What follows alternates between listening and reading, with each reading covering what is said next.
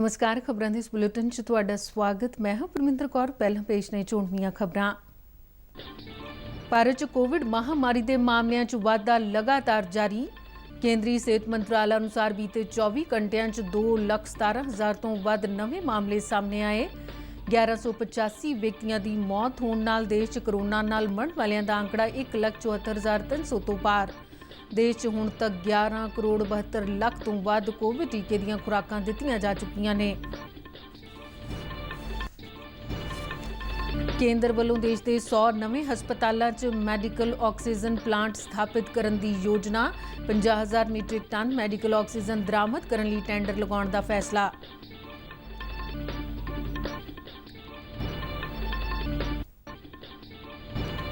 केंद्र ने सारे ही राज्यों ते केंद्र शासित प्रदेशों को पत्र लिख के कहा कि वो कोविड महामारी कारण जरूरी वस्तां की मंग और सप्लाई के निर्विघन काम नूं यकीनी बनाउण।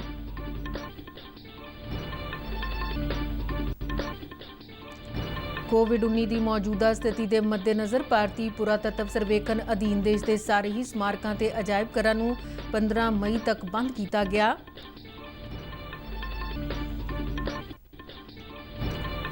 भारत ने तजाकिस्तान के अलमाटी च खेडी गई एशियाई कुश्ती चैंपीयनशिप विच 1 सोने का ते 2 कांसे के तमगे जिते। हुण खबरां विस्तार नाल।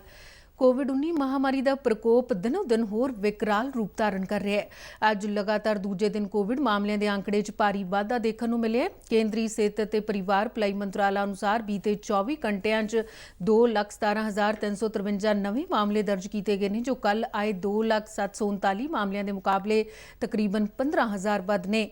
सेहत मंत्रालय ने कहा कि एक दिन में आने वाले 2,17,000 तो वध मामले पिछले एक साल दौरान आए मामलों नालों सब तो वध ने।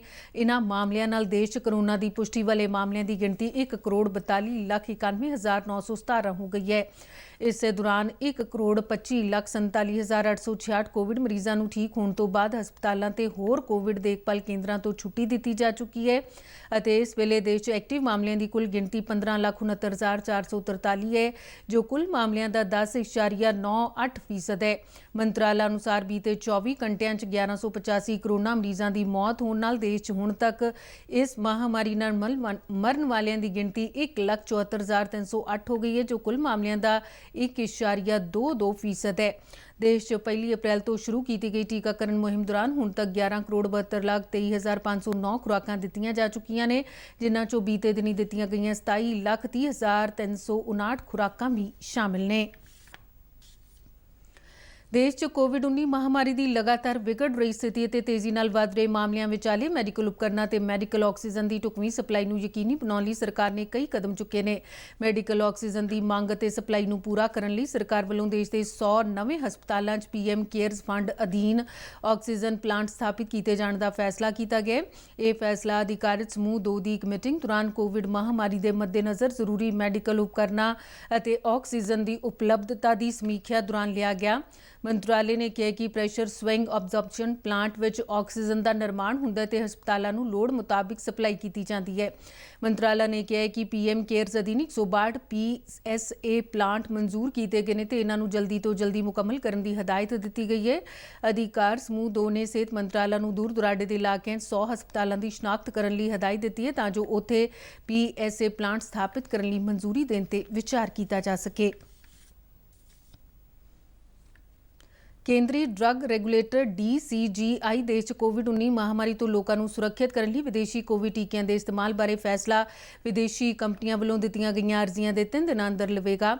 सेहत मंत्रालय ने इस बारे जानकारी दिंदियां दस्सिया कि सरकार ने अमरीका के FDA, EMA, इंग्लैंड के MRA, जापान के PMDA या एमरजेंसी की स्थिति च इस्तेमाल किए जाने वाले विश्व सेहत संगठन तो मंजूरशुदा कोविड टीके नूं अधिकारित करने बारे यह फैसला लिया है। केंद्र ने बीते मंगलवार नूं देश विच विदेशी कोविड टीका जल्दी तो जल्दी उपलब्ध कराने के तौर तरीकों को मंजूरी दी सी।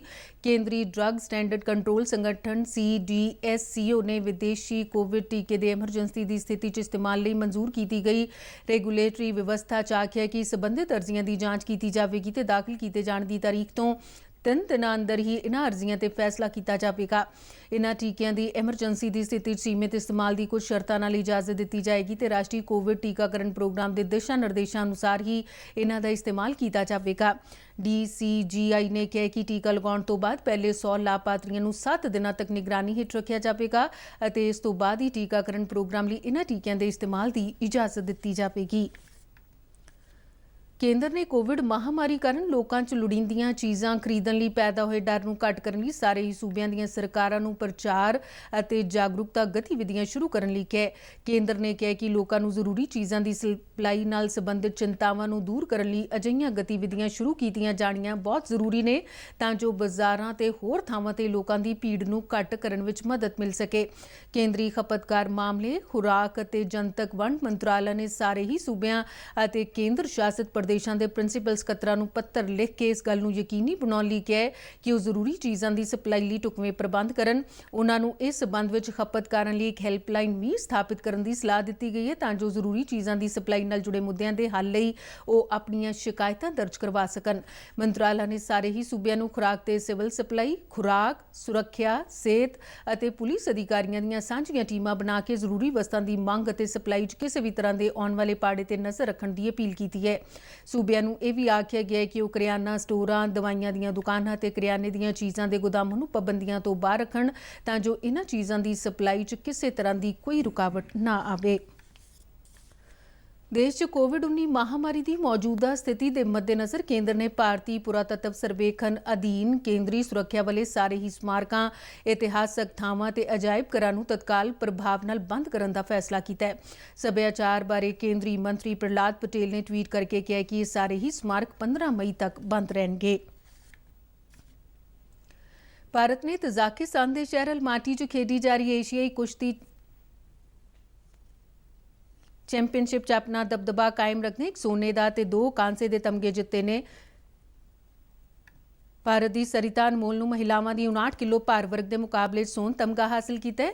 ਭਾਰਤ ਨੇ ਸਰਿਤਾ ਵੱਲੋਂ ਜਿੱਤੇ ਗਏ ਸੋਨ ਤਗਮੇ ਤੋਂ ਇਲਾਵਾ ਸੀਮਾ ਤੇ ਪੂਜਾ ਰਾਹੀਂ 2 ਕਾਂਸੇ ਦੇ ਤਗਮੇ ਵੀ ਭਾਰਤ ਦੀ ਝੋਲੀ 'ਚ ਪਾਏ ਨੇ। ਸਰਿਤਾ ਨੇ ਫਰਵਰੀ 2020 'ਚ ਨਵੀਂ ਦਿੱਲੀ 'ਚ ਹੋਈ ਏਸ਼ੀਆਈ ਚੈਂਪੀਅਨਸ਼ਿਪ ਵਿੱਚ ਵੀ ਸੋਨ ਤਮਗਾ ਜਿੱਤਿਆ ਸੀ ਅਤੇ 2017 ਵਿੱਚ ਹੋਈ ਕੰਟੀਨੈਂਟਲ ਮੁਕਾਬਲੇਬਾਜ਼ੀ ਵਿੱਚ ਉਸਨੇ 58 ਕਿਲੋ ਭਾਰ ਵਰਗ ਕੁਸ਼ਤੀ ਵਿੱਚ ਚਾਂਦੀ ਦਾ ਤਮਗਾ ਜਿੱਤਿਆ ਸੀ। ਤੇ ਬੁਲੇਟਿਨ ਦੇ ਅਖੀਰ ਵਿੱਚ ਚੋਣਵੀਆਂ ਖਬਰਾਂ ਇੱਕ ਵਾਰ ਫੇਰ ਤੋਂ।